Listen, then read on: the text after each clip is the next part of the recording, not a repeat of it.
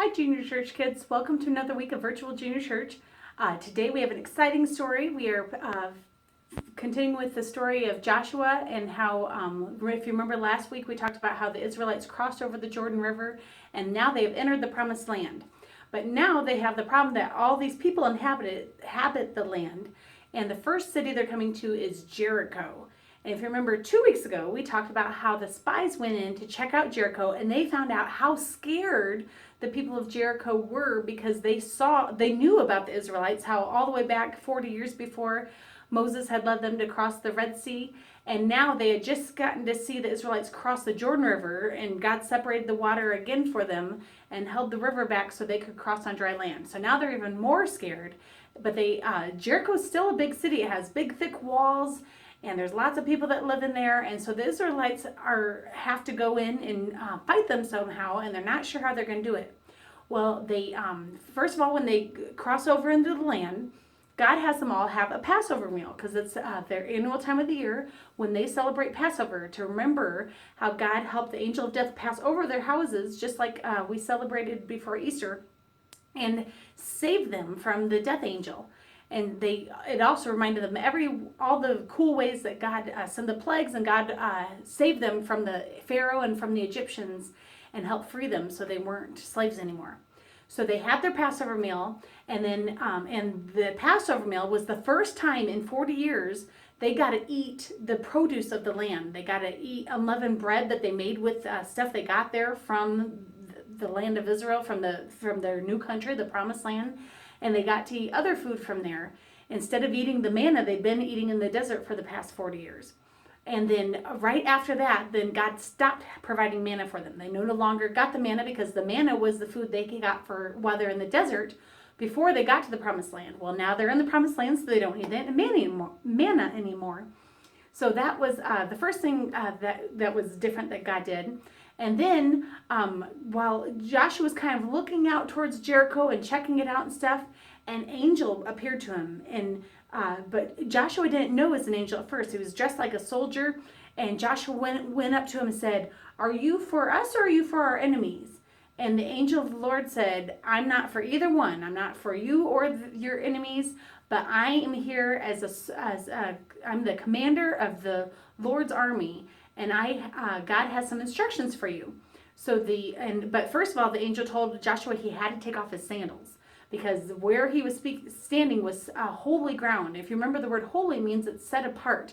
And it was a special place because God was talking to Joshua there, and God wanted Joshua to remember that this was a special to have a conversation with him. So Joshua took off his sandals and listened to the angel. And if you remember all the way back from early in Exodus, God had Moses do the same thing when he was in the burning bush and appeared to Moses. He had Moses take off his sandals because it was special for Moses to be able to talk to God in the burning bush. So Joshua's standing there with the angel of the Lord, and the angel told Joshua, "Here are your instructions. You're going to go, and I want you to take the Ark of the Covenant, and I want you to have 7 priests stand in front of the Ark of the Covenant with ram's horns." So if you know, the rams have those like curly horns on them and stuff, and they make trumpets out of those. And so the 7 priests are going to stand in front of the Ark of the Covenant, and they're going to have the ram's horns, and then you have your soldiers stand in front of the priest with the horns and then behind the Ark of the Covenant. And you're going to march around the city of Jericho and then come back. And you're going to do that for 6 days. Every day you're going to go around. The only noise that should be is the priest with the horns blowing their trumpets, and that's it. Do that for 6 days, and then on the 7th day, I want you to do the same things 7 times. You're going to walk around the city 7 times, with the only sound being the ram's horns. And then after you've walked around 7 times, have the trumpets give one loud blast, and then all the people shout. And that's how God said he was going to give the Israelites the city of Jericho. So Joshua is smart enough to know, and he learned from Moses that it's important to follow God's directions.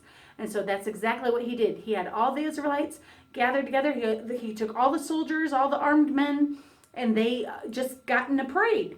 They started out with some soldiers, then they had the 7 priests with the ram's horn, then the Ark of the Covenant, and then more soldiers. And they marched around. The only sound was the sound of the ram's horns playing. They marched around once, went back to camp. On day 2, they went the same order: soldiers, 7 trumpeters, Ark of the Covenant, then more soldiers. They marched around and came right back. The only sound was the sound of that ram's horn playing. Then they did that the third day, fourth day, fifth day, sixth day. They did the exact same thing. And then on the seventh day, Joshua said, okay, we're going to march around 7 times a day. And don't forget, you stay quiet until you hear the loud trumpet blast of the priest's ram's horn. So they did that. They had the soldiers, then the 7 trumpeters with the ram's horns, and then the Ark of the Covenant, then more soldiers, and they walked around 7 times. And then after they finished the 7 times, Joshua said, now shout, for the Lord is giving you the city. And so they played a loud trumpet blast, and everybody went, ah, and had a big war cry going. And then God made all the walls crumble and fall down. And Joshua had given them one more direction. He said, when the walls go down, you go ahead and wipe everything out. The only thing we're going to save is a special house for somebody that helped us out. So the house with the red cord hanging out the window, the house of Rahab, which we talked about 2 weeks ago. Whoever's in her house, we're going to spare because she helped our spies out, and we're going to honor that promise that we made with her. Everyone else you need to wipe out, and all the animals we're going to wipe out. The only thing we're going to keep is we're going to keep all the like gold and silver and the special stuff. We're going to put that, and that's all going to be honored for God and set apart for God, because God is giving us this city, and this is our first battle. So they were to take all those things and put them in God's treasury so they could have it to do things for God and help remember everything God did for them. So that's what they did. They went in and they had the battle, and they won because God was there with them and God fought the battle for them. Let's sing one more song, and then I'll come back and talk to you about what we just learned about.